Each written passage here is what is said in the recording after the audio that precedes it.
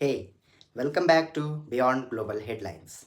Today we will be going through the science behind the hydrogen train and the working principle of hydrogen trains. It is a train that drinks hydrogen and breathes out plain water. No smoke, no diesel, no fire inside. Once you understand how that actually works, it starts sounding like magic that happens to be real. Let me build up from the very beginning. So, on 17th July 2026, which is today, PM Modi flagged off India's first hydrogen train. It runs between Jind and Sonipat in Haryana, which is 89-kilometer stretch. India is now the fifth country in the world to run one after Germany, Sweden, China, and a few others. Now we will go to the science. Every train needs power to move. Old trains burn coal, then diesel trains burn diesel. Both work by burning something, which means smoke and pollution. Electric trains are cleaner, but they need those wires hanging over the track, and the power in those wires still often comes from burning coal in a power plant somewhere. A hydrogen train doesn't something do like that. It is exactly different. It makes it on electricity on board out of thin air and a gas. No burning, no smoke, and no wire needed. Like I said, the science behind it is genuinely beautiful.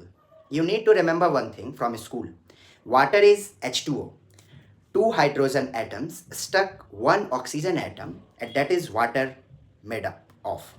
A hydrogen fuel cell just runs the fact backwards.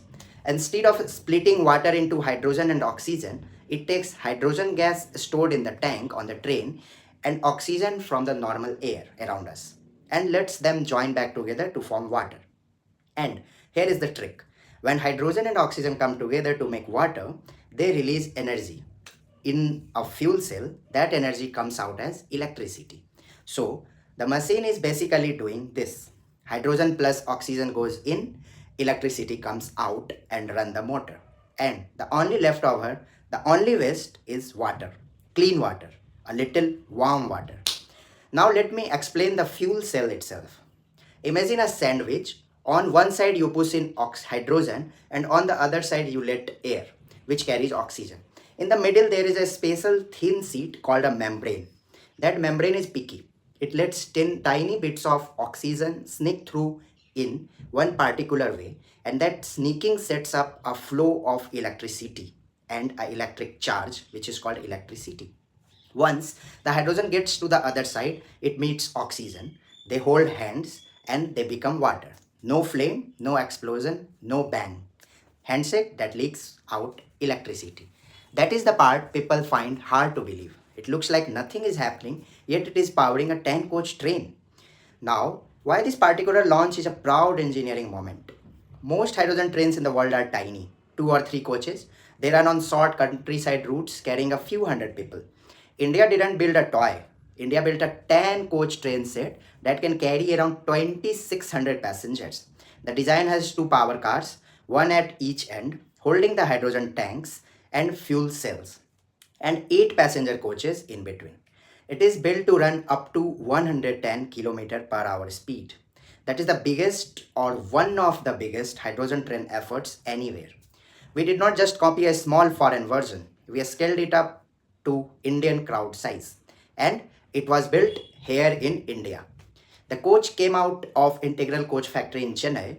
A dedicated hydrogen plant was set up in Jind to make and fill the fuel. This is Make in India in the truest sense, not an imported train with a sticker on it. Now, hydrogen is not a free magic. There is a catch, and it is important: splitting water using electricity. If that electricity comes from burning coal, then you have just moved the pollution from train to the power plant. But it is only truly green if the hydrogen is made using solar or wind power. India is building that, but we are not fully there yet. Hydrogen is also expensive to produce right now, and the tanks and fuel cells cost a lot. So, for the next few years, this will be pricier than a normal train. This one route is a pilot, a test, a place learned before spreading it wider. And storing hydrogen safely needs serious engineering because the gas is very light and very flammable. Credit, the train has multiple safety layers that sniff for leaks, heats, flames, and smoke. So this is not the finished revolution.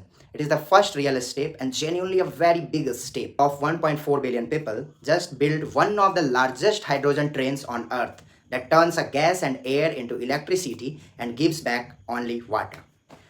That's it for today. Thank you for watching Beyond Global Headlines. I will see you tomorrow. Have a nice day.